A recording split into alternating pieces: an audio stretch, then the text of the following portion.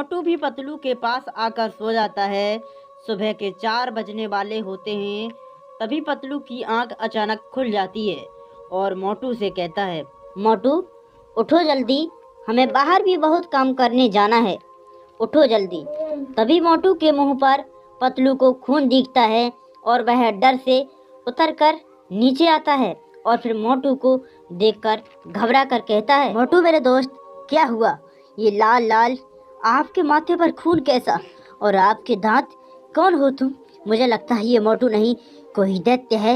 मोटू उठो मोटू, कौन हो तुम? अरे पतलू मेरे दोस्त, मुझे बचा ले।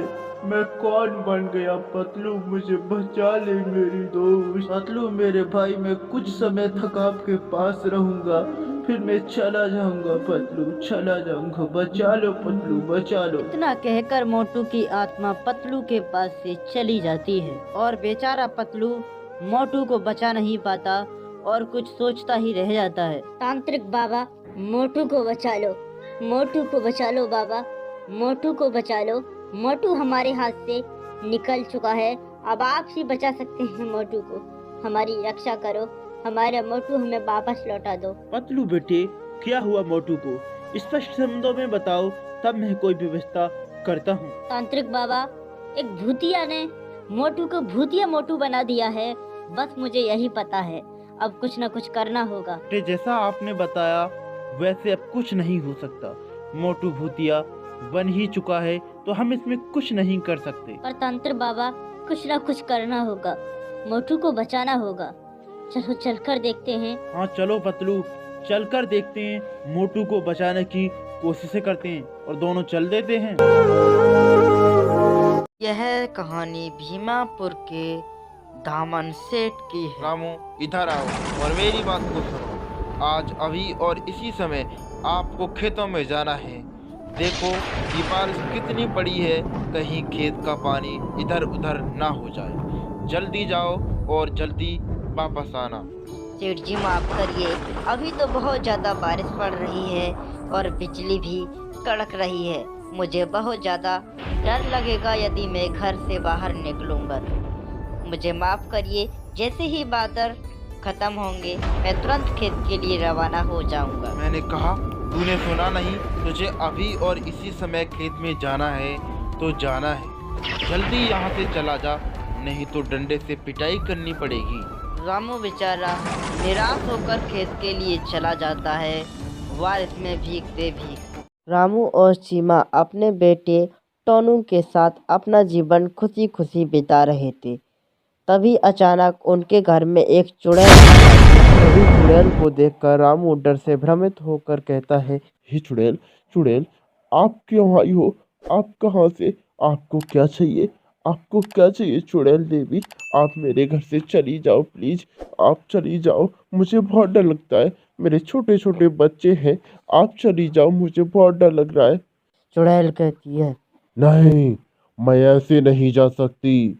मुझे एक पोटली सोने चाहिए, मुझे एक पोटली सोना दो, मैं तब यहाँ से आपके घर से जा सकती हूँ, अन्यथा आपके घर को खत्म कर दूंगी मैं। लीजिए सोने की पोटली और चली जाइए हमारे घर से, फिर हमारे घर मत आइए चुड़ैल देवी।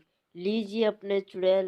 लीजिए। चुड़ैल पोटली लेकर घर से निकल जाती है और फिर घर कभी नहीं आती। डमरूपुर गांव में रामू नाम का किसान रहा कर। वह सुबह ही सुबह अपने बैलों को लेकर अपने खेत जोतने जाता था। इधर उसी गांव में एक सेठ और अमीर व्यक्ति था। उसके पास ट्रैक्टर था, वह अपने खेत को ट्रैक्टर से जोता करता था। रामू की फसल उसकी वजह बहुत ही धीमी धीमे होती थी, लेकिन उसकी वजह से वह सेठ उसकी बहुत मजाक उड़ाता था। रामू यह देखकर बहुत ही परेशान था। फिर एक दिन रामू का बेटा कहता है, पिताजी आप चिंता ना करें, हम ट्रैक्टर का भी जुगाड़ करेंगे और ट्रैक्टर को भी खरीद लेंगे। यह देख रामू कहता है, नहीं बेटे, हमारे पास इतना पैसा नहीं जो कि हम ट्रैक्टर को खरीद सकें। जंगलपुर के गांव में रामू किसान रहा करता था। उसकी फसल न होने के कारण उस पर अनाज खत्म हो जाता है।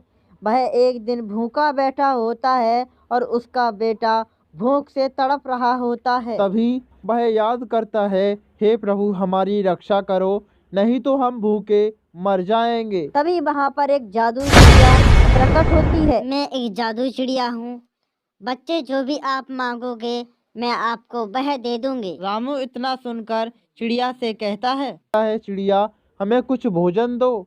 तभी चिड़िया उसे भोजन देने लगती है और कहती है लीजिए इस भोजन को खाओ और मौज करो।